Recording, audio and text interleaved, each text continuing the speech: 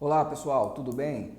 Hoje eu quero falar aqui sobre uma situação que pode ser um momento difícil na vida de uma pessoa, que ela passe e que depois ela nem saiba que existia esse direito, que é quando o imóvel dela for perdido em um leilão, mas o leilão teve um lance maior do que a dívida que ela tinha para com a instituição credora, né? Seja um banco, uma construtora ou incorporadora, enfim, quando a sua dívida for menor do que o valor que foi obtido nesse leilão.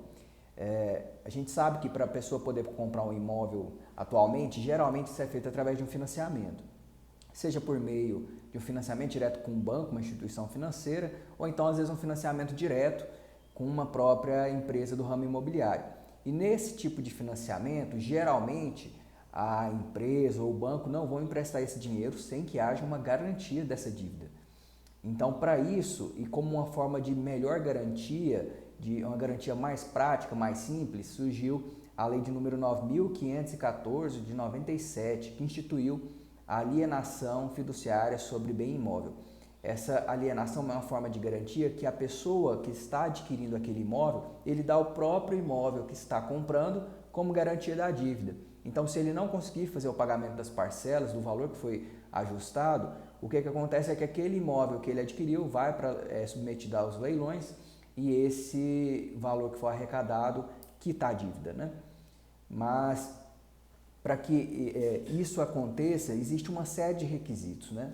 Eu vou explicar aqui algumas questões que geralmente são falhas nesse tipo de procedimento e que pode fazer com que a pessoa não perca esse imóvel no leilão, tá? O primeiro passo aqui é para que essa alienação fiduciária tenha validade, é preciso que ela esteja registrada perante o cartório de registro de imóveis.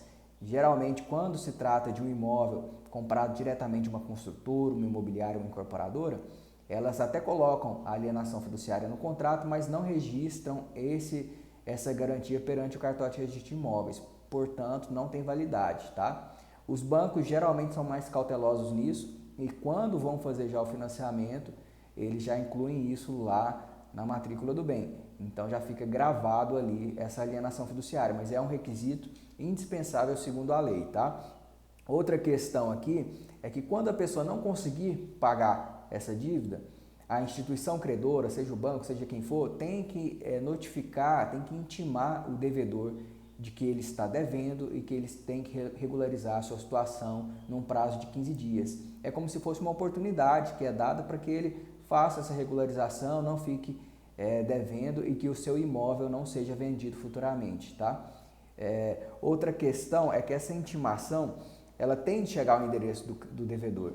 Geralmente o endereço é aquele que está no contrato, mas pode acontecer, por exemplo, dele alterar a sua residência e informar isso para a instituição credora e mesmo assim essa instituição faz a notificação no endereço antigo e aí existe uma falha, ou então quando o credor notifica o devedor por meio de intimação em locais que não são exatamente aquele endereço, às vezes erra o número da rua, o nome, número da quadra, da casa, o setor, enfim, a notificação é enviada por um endereço estranho. Nesse caso, o que vai acontecer é que essa intimação não vai ter validade.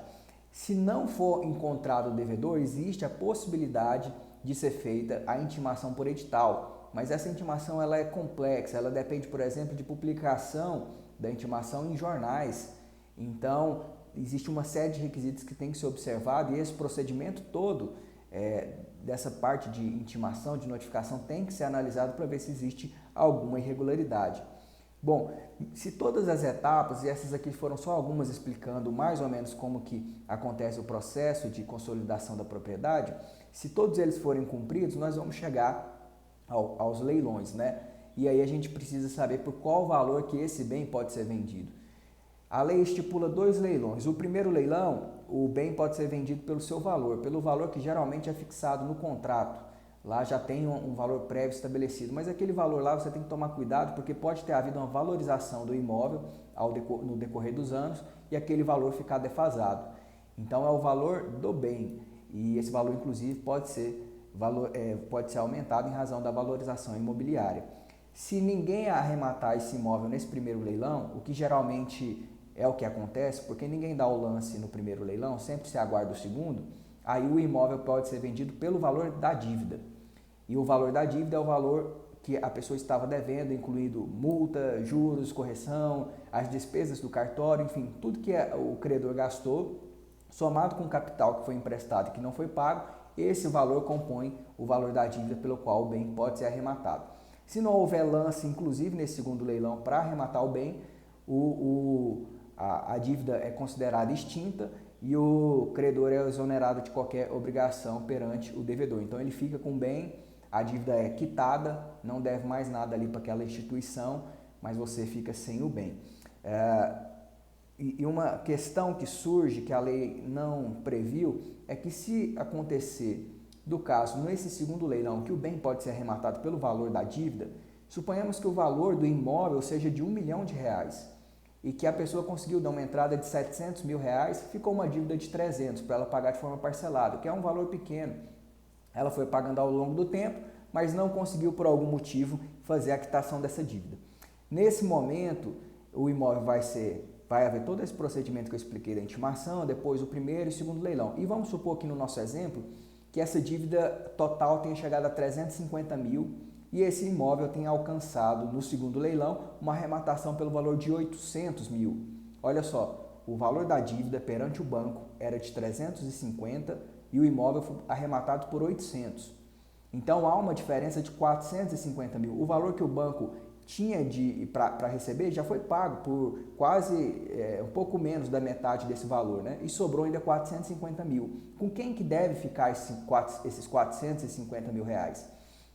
Se a gente fosse seguir só a literalidade da lei, a instituição credora ficaria com esse dinheiro.